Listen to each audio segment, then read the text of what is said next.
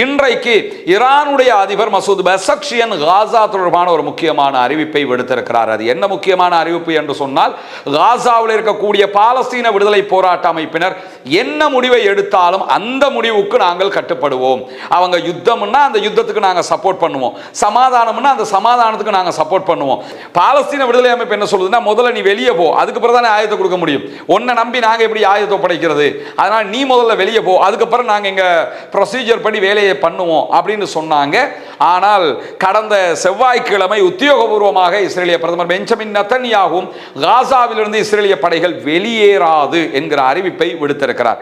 இதுவெல்லாம் இவருடைய பயணத்தில் அமெரிக்க அதிபர் டொனால்ட் ட்ரம்பினுடைய செயல்பாடுகளில் பலத்த பின்னடைவை அவருக்கு ஏற்படுத்தக்கூடியவைகளாக மாறி இருக்கிறது என்பதை நம்ம அவதானிக்கிற அதே நேரத்தில் ஹவுதீஸுடைய தாக்குதல்கள் காரணமாக பிராண்ட் கச்சா எண்ணெயினுடைய விலை $80 தாண்டி இருக்கிறது என்கிற செய்திகளும் இன்றைக்கு வெளியாகி இருக்கிறது. தொடர்ந்து கச்சா எண்ணெயினுடைய விலை அதிகரித்து வரக்கூடிய சூழல்ல இன்றைக்கு பிராண்ட் கச்சா எண்ணெயினுடைய விலை $80 தாண்டி இருக்கிறது என்கிற செய்திகள் உலக நாடுகளுக்கே பேரிடியான ஒரு செய்திதான்.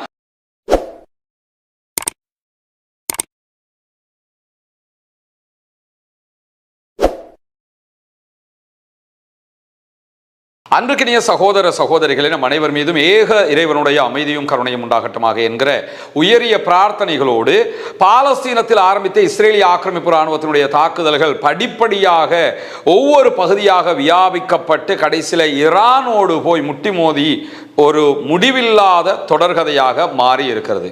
பொதுவாக சொல்லுவாங்கல்ல, மரங்கொத்தி எல்லா இடத்துலையும் கொத்திட்டு போய் வாழை மரத்தில் கொத்துமான மாதிரி எல்லா இடத்துக்கும் தாக்குதல்களை நடத்திவிட்டு கடைசியில் போய் ஈரானில் தாக்குதல்களை நடத்தி இப்பொழுது ஈரானுக்குள் புதைந்து நிற்கிறது இஸ்ரேலும் அமெரிக்காவும். குறிப்பாக அமெரிக்காவால் இந்த யுத்தத்திலிருந்து எப்படி வெளியேறுவது என்பதை யோசிப்பதற்கே மிக பெரும் சவாலான ஒரு நிலையாக மாறி இருக்கக்கூடிய சூழல்ல இன்றைக்கும் பல முக்கியமான செய்திகள் மிடில் ஈஸ்ட் தொடர்பாக வெளியாகி இருப்பதை நம்ம பார்க்க முடியும். குறிப்பாக அமெரிக்காவுடனான யுத்த நிறுத்தத்தின் போது ஈரான் ராணுவ பலத்தை அபரிமிதமாகவே அதிகரித்துக் கொண்டிருக்கிறது என்கிறது ஐஆர்ஜிசியினுடைய இன்றைய அறிவிப்பு பிரகாரம் செய்தி தொடர்பாளர் ஹுசைன் மொஹப்பி வெளியிட்டிருக்கக்கூடிய செய்திகளில் பேச்சுவார்த்தைகள் மீண்டும் தோல்வி அடைந்தால் பாரிய ஒரு யுத்தத்திற்கு ஈரான் தயாராகவே இருக்கிறது.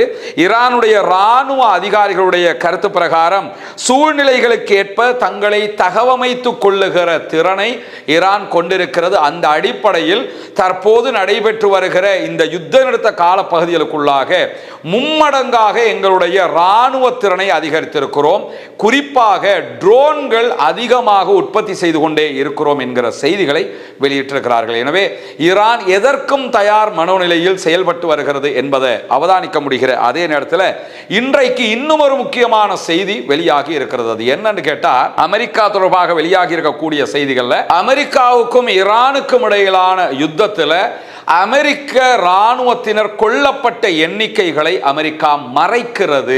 அது தொடர்பாக எண்ணிக்கையை குறைத்து மதிப்பிடுவதற்காக வேறு ஒரு சிஸ்டத்தை அவங்க கடைபிடிக்கிறாங்க என்கிற செய்திகளை தி இன்டர்செப்ட் பத்திரிகை இன்றைக்கு வெளிப்படையாகவே ஆதாரங்களோடு வெளியிட்டிருப்பதை அல் ஜசீராவும் வெளியிட்டிருப்பதை நம்ம பார்க்க முடிகிறது. குறிப்பாக தி இன்டர்செப்ட் வெளியிட்டிருக்கக்கூடிய செய்திகள் அவர்கள் சொல்லுகிற மிக முக்கியமான செய்தி என்னன்னு கேட்டா, ஜூலை 7 முதலாக அமெரிக்கன் போர்சஸுக்கு ஏற்படக்கூடிய உயிரிழப்புகள் ஈரானுடனான அமெரிக்க யுத்தத்தின் ஒட்டுமொத்த எண்ணிக்கையில் சேர்க்கப்படவில்லை. ஜூலை 7 இருந்து சாகக்கூடிய அமெரிக்கன் போர்சஸ் அவங்க வளமையாக யார் யாரெல்லாம் இந்த யுத்தத்தில் செத்தாங்க என்கிற நம்பர்ல சேர்க்காம வெளிநாட்டு நடவடிக்கைகள் என்கிற ஒரு பிரிவில் சேர்த்து வருகிறார்கள். அமெரிக்கன் போர்சஸ் வெளிநாடுகள் பலவற்றிலும் இருக்கிறாங்க. அங்கே எங்க ஒரு மரணம் ஏற்பட்டாலும் அவங்களுடைய போர்சஸுக்கு வெளிநாட்டு நடவடிக்கைகள் என்று ஒரு பட்டியல் சேர்க்கப்படும். அந்த பட்டியலில் தான் இப்பொழுது சாகக்கூடியவங்களை சேர்த்து வர்றாங்க. அப்படி சேர்த்து வந்தா ஈரான் வார்ல சாகுறாங்க என்கிற லிஸ்ட் வராது என்பதற்காக இப்படி ஒரு சிஸ்டத்தை அவங்க கடைபிடிச்சு வர்றாங்க.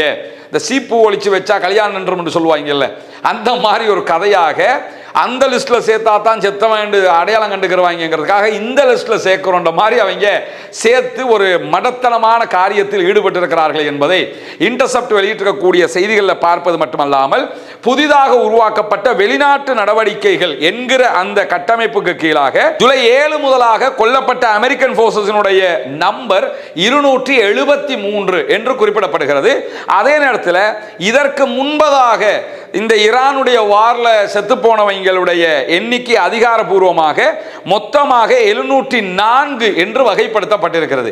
704 காட்டாமல் இருக்கிறதுக்காகத்தான் 273 என்று காட்டுவதற்காக அவர்கள் முனைந்திருக்கிறார்கள் என்கிற செய்திகளை இன்றைக்கு அவர்கள் வெளியிட்டிருப்பது மட்டுமல்லாமல், இந்த தாக்குதல்களும் ஈரானுடைய தாக்குதல்களால் ஏற்பட்ட அமெரிக்காவினுடைய பலி எண்ணிக்கையும் ஏப்ரல் 8 ஒப்பிடுகிற நேரத்தில், இந்த யுத்தம் ஆரம்பித்த காலகட்டத்தோடு ஒப்பிடுகிற நேரத்தில் 83% அதிகரித்திருக்கிறது என்கிறது தி இன்டர்செப்ட் என்கிற இந்த ஆய்வு பத்திரிகை. எனவே அமெரிக்கன் போர்சஸ்ல ஏகப்பட்டவர்கள் செத்து குவிக்கப்பட்டிருக்கிறார்கள். அவர்களுடைய எண்ணிக்கையை மறைப்பதற்கு அமெரிக்கா திட்டமிடுகிறது. தேர்தலை ஜெயிக்கணும்ல, எதையாவது கோல்மால பண்றதுக்கு ட்ரை பண்றாங்க என்கிறது இன்றைக்கு வெளியாகி இருக்கக்கூடிய செய்திகளில் முக்கிய அம்சமாக பார்க்கப்படுகிறது. அதே நேரம் இன்றைக்கு ஈரானுடைய அதிபர் மசூத் பெசக்ஷியன் காசா தொடர்பான ஒரு முக்கியமான அறிவிப்பை விடுத்திருக்கிறார். அது என்ன முக்கியமான அறிவிப்பு என்று சொன்னால், காசாவில் இருக்கக்கூடிய பாலஸ்தீன விடுதலை போராட்ட அமைப்பினர் என்ன முடிவை எடுத்தாலும் அந்த முடிவுக்கு நாங்கள் கட்டுப்படுவோம். அவங்க யுத்தம்னா அந்த யுத்தத்துக்கு நாங்கள் சப்போர்ட் பண்ணுவோம், சமாதானம்னா அந்த சமாதானத்துக்கு நாங்கள் சப்போர்ட் பண்ணுவோம். பாலஸ்தீனத்தின் முடிவுகளை சுயாதீனமாக பாலஸ்தீன விடுதலை போராட்ட அமைப்புகள் தான் எடுக்க வேண்டும், எடுத்து கொண்டிருக்கிறார்கள். அந்த அடிப்படையில் அவர்கள் என்ன முடிவெடுத்தாலும் அதற்கு நாங்கள் எங்களுடைய ஆதரவை தாராளமாக தருவதற்கு தயாராக இருக்கிறோம் என்று சொல்லி இன்றைய நாள் மசூத் பெசக்ஷியன் ஈரானுடைய அதிபர் விடுத்திருக்கக்கூடிய செய்திகளில் தெரிவிக்கப்பட்டிருக்கிற அதே நேரம், கடந்த வாரம் பாலஸ்தீன விடுதலை போராட்ட அமைப்புகள் வெளியிட்டிருந்த ஒரு முக்கியமான அறிவிப்பு தான், காசாவினுடைய பகுதிகளில் இருந்து மொத்தமாக இஸ்ரேலிய ஆக்கிரமிப்பு படைகள் வெளியேறினால் காசாவை சேர்ந்த தேசிய அமைப்பு ஒன்றிடத்தில் நாங்கள் எங்களுடைய ஆயுதங்களை ஒப்படைப்பதற்கு தயாராக இருக்கிறோம். இஸ்ரேலை கொடுக்க மாட்டோம், அமெரிக்காட்ட கொடுக்க மாட்டோம், எங்க மக்கள்கிட்டயே நாங்கள் கொடுக்கறதுக்கு ரெடியா இருக்கிறோம் அப்படின்னு அறிவிச்சிருந்தாங்க. இந்த அறிவிப்புக்கு பிறகு அமெரிக்க அதிபர் டொனால்ட் ட்ரம்ப் ரொம்ப குஷி ஆயிட்டாரு. சூப்பர், நம்ம தேர்தலில் இதை வச்சே மார்க்கெட் பண்ணிடலாம் என்கிற நிலைகள் எல்லாம் அவர் எடுத்திருந்தாலும், திடீர்னு இஸ்ரேலிய ஆக்கிரமிப்பு ராணுவம் என்ன அறிவிச்சாங்கன்னு கேட்டா, பாலஸ்தீன விடுதலை அமைப்பினர் முதல்ல ராணுவத்தை அவங்க ராணுவ தளவாடங்களை ஆயுதங்களை கீழே வச்சாங்கன்னா தான் நாங்க வெளியே போவோம்னாங்க. பாலஸ்தீன விடுதலை அமைப்பு என்ன சொல்லுதுன்னா, முதல்ல நீ வெளியே போ, அதுக்கு பிறகு தானே ஆயுதத்தை கொடுக்க முடியும், உன்னை நம்பி நாங்க எப்படி ஆயுதத்தை ஒப்படைக்கிறது, அதனால நீ முதல்ல வெளியே போ, அதுக்கப்புறம் நாங்க எங்க ப்ரொசீஜர் படி வேலையை பண்ணுவோம் அப்படின்னு சொன்னாங்க. ஆனால் கடந்த செவ்வாய்க்கிழமை உத்தியோகபூர்வமாக இஸ்ரேலிய பிரதமர் பெஞ்சமின் நெதன்யாகும் காசாவிலிருந்து இஸ்ரேலிய படைகள் வெளியேறாது என்கிற அறிவிப்பை விடுத்திருக்கிறார். இதுவெல்லாம் இவருடைய பயணத்தில் அமெரிக்க அதிபர் டொனால்ட் ட்ரம்பினுடைய செயல்பாடுகளில் பலத்த பின்னடைவை அவருக்கு ஏற்படுத்தக்கூடியவைகளாக மாறி இருக்கிறது என்பதை நம்ம அவதானிக்கிற அதே நேரத்தில், இன்றைக்கும் தெற்கு லெபனான் மீது மீண்டும் தாக்குதல்களை ஆரம்பித்திருக்கிறது இஸ்ரேலிய ஆக்கிரமிப்பு படைகள் என்கிற செய்திகள் வெளியாகி இருக்கிறது. லெபனானில் இருக்கக்கூடிய ஹிஸ்புல்லாக்கள் யுத்த நிறுத்த மீறலில் ஈடுபட்டிருக்கிறார்கள் என்று கூறித்தான் இந்த தாக்குதல்களை அவங்க ஆரம்பிச்சிருக்கிறாங்க. இன்றைக்கும் ரோம்ல இஸ்ரேலுக்கும் லெபனானுக்கும் இடையில பேச்சுவார்த்தைகள் நடைபெற்று வருகிறது, சமாதான பேச்சுவார்த்தைகள். 7ஆம் கட்டமாக இந்த பேச்சுவார்த்தைகள் நடைபெற்று வரக்கூடிய நேரத்தில் தான் இஸ்ரேல் தெற்கு லெபனானில் தாக்குதல்களை நடத்த ஆரம்பித்த அதே நேரத்தில், இன்றைக்கு தெற்கு லெபனானில் வெடித்த ஒரு வெடிப்பினால் இஸ்ரேலிய ஆக்கிரமிப்பு படையைச் சேர்ந்த 2 பேர் கொல்லப்பட்டிருக்கிறார்கள் என்கிற செய்திகளும் வெளியாகி இருக்கிறது. எனவே இஸ்ரேல் லெபனான் மக்கள் மீது தாக்குதல்களை நடத்துவதற்கு முயல்கிற அதே நேரம், லெபனான் மக்களை பாதுகாப்பதற்காக அங்கே இருக்கக்கூடிய ஹிஸ்புல்லாக்களும் இஸ்ரேல் மீது தொடர் தாக்குதல்களை நடத்தி வருகிறார்கள். அதே நேரத்தில் தான் இந்த பேச்சுவார்த்தைகள் நடைபெறுகிறது. இந்த பேச்சுவார்த்தைகளில் தங்களுக்கு உடன்பாடு இல்லை என்பதை ஹிஸ்புல்லாக்கள் பலவிடுத்தம் சொல்லியும் விட்டார்கள் என்கிற நிலையிலையும், ஹிஸ்புல்லாக்களை தவிர்த்து விட்டு லெபனானுடைய கவர்மெண்ட் ஒரு பேச்சுவார்த்தைக்கு போயிருக்கிறாங்க. இது எந்த அளவு தூரம் சாத்தியப்படும் என்கிற கேள்விகளும் இருக்கக்கூடிய நிலையில தான் இன்றைய நாளில் மேலதிகமாக யமனை சேர்ந்த ஹூத்தி படைப்பிரிவினர் சவுதி அரேபியா மேல ஒரு முற்றுகை வைத்திருக்கிறார்கள். சவுதி அரேபியாவுடைய எந்த கப்பல்களும் யமனுடைய பாபல் மந்தப் கடல் பகுதியை ஒட்டி பயணிக்க கூடாது, அப்படி போனால் நாங்கள் தாக்குதல்களை நடத்துவோம் என்று அவர்கள் தாக்குதல் நடத்தி கொண்டிருக்கிறார்கள். 2015 முதலாக சவுதி அரேபியா யமனுடைய ஹூத்தி படைப்பிரிவின் மீது முற்றுகையை விதித்திருக்கிறது. அந்த முற்றுகை நீக்கப்படுகிற வரைக்கும் நாங்கள் சவுதி அரேபியாவுடைய கப்பல்களை போக விடமாட்டோம் என்பதுதான் ஹூத்திகளுடைய திட்டவட்டமான அறிவிப்பாக இருக்கக்கூடிய சூழல்ல தான் இந்த செய்திகள் இன்றைக்கு வெளியாகி கொண்டிருக்கிறது. ஜூலை 22 அன்றைக்கு ஹூத்திகள் சவுதி அரேபியா மேல முற்றுகையை விதித்திருந்தார்கள். இன்றைக்கு ஹூத்திகள் விடுத்திருக்கக்கூடிய அறிவிப்பு பிரகாரம் இன்றைய நாளிலும் அவர்கள் ஒரு கப்பல் மீது தாக்குதல்களை நடத்தி இருக்கிறார்கள்.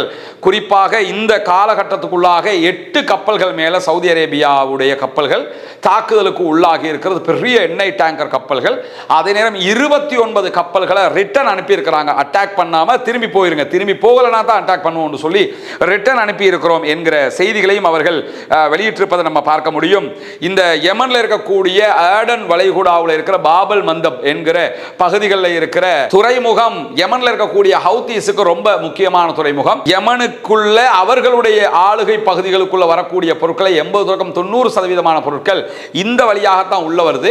அதை சவுதி அரேபியா தடுக்கிற காரணத்தினால தான் சவுதிக்கு போக வேண்டியதை நாங்கள் தடுக்கிறோம் என்று சொல்லி இவர்கள் தடுத்துக் கொண்டிருக்கிறார்கள் என்கிற செய்திகளையும் இன்றைக்கு ஹூத்திகள் வெளியிட்டுக் கொண்டிருக்கக்கூடிய சூழல்ல ஹவுதீஸுடைய தாக்குதல்கள் காரணமாக பிராண்ட் கச்சா எண்ணெயினுடைய விலை $80 தாண்டி இருக்கிறது என்கிற செய்திகளும் இன்றைக்கு வெளியாகி இருக்கிறது. தொடர்ந்து கச்சா எண்ணெயினுடைய விலை அதிகரித்து வரக்கூடிய சூழல்ல இன்றைக்கு பிராண்ட் கச்சா எண்ணெயினுடைய விலை $80 தாண்டி இருக்கிறது என்கிற செய்திகள் உலக நாடுகளுக்கே பேரிடியான ஒரு செய்தி தான். ஒரு பக்கம் ஹொர்முஸ் நீர்நிலை மூடப்பட்டிருக்கிறது, மறுபக்கமாக ரெட் சீல சவுதி அரேபியாவுடைய கப்பல்கள் போக முடியாத தடை விதிக்கப்பட்டிருக்கிறது.